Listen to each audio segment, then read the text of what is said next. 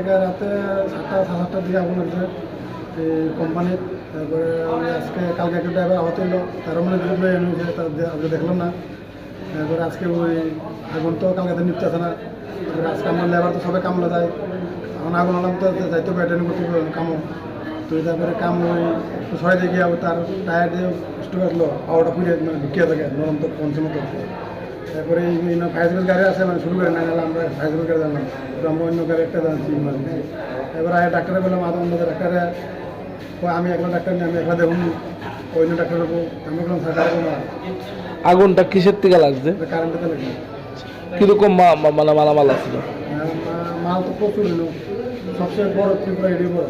কি কোম্পানি এটা?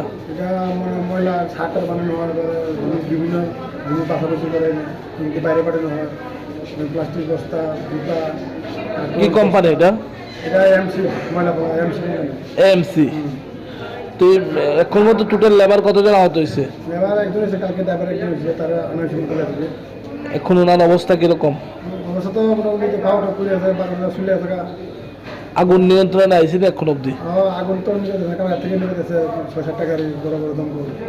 এখন গাড়ি এখন আগুন নিচ্ছে না, আগুন জ্বলতে আছে, গাড়ি একটা পর একটা যেতেছে, গাড়ি জ্বলতে আছে, আবার জল গেলে নিবা। ওনার বয়স কিরকম হবে? 50-55।